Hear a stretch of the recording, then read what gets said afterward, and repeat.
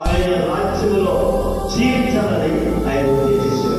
కొంతమంది కొన్ని రాజ్యాల్లో మన దేవుడి సన్నిధిలో ఉన్నప్పుడు, అయ్యా నా యొక్క దేవుడు నమ్ముకొని నేను చనిపోయినాను, నా గుడ్డలేవు, నా జీవితంలో దేవుడు లేదు, ఈ లోకంలో చాలా విధిగతంగా నా జీవితంలో ఉన్నాను, అయినా నేను దేవుని రాజ్యంలో నువ్వు ప్రవేశించగా ఆయన ఐశ్వర్యవంతుడు, ధనవంతుడు, గొప్పవాడు, ఆ సర్వశక్తుల దేవుడితో మనం నమ్మి ఉన్నాము.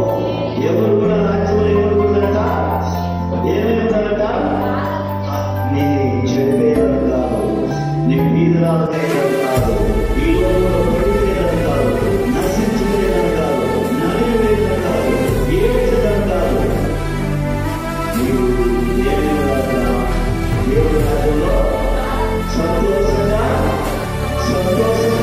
తీయాలి. అదేవిధంగా నీవు భూమి మీద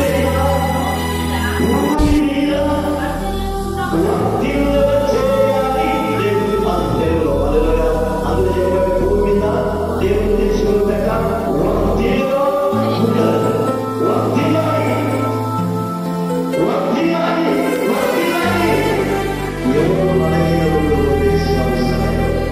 నలిగిపోవడంలో ఈ భూమి పైన యేసును నమ్మబట్టి, అయ్యో నేను చనిపోతేనే నాకు బలహీనంగా ఉండాలి, బలహీనలాగా ఉండాలి అని నువ్వు అనుకోడు.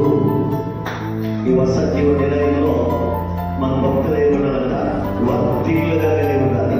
నీ యువతంలో వర్తిలుగా ఏమంటావు కదా, ఐశ్వర్యవంతులతో, ధనవంతులతో, గొప్పవాళ్ళతో నీవు దేవుడు, అయ్యో నా పట్టుకి నా యొక్క జీవితంలో ఏది సాధించలేకపోతుందని, నేను సాధన చేయలేకపోతుందని, నా జీవితంలో సమర్థం లేకపోతుందని, సంతోషించే జీవితంలో కలిగినారని అనుకూడదు. ఆయన రాజ్యం, ఆయన రాజ్యం ఏమంట, తిరిగి పైకి పోతా దేవుడు కలిగితే దేవుడి విషయంలో నా రాజ్యము 20 రోజులు తిరిగా రాజ్యము అయ్యో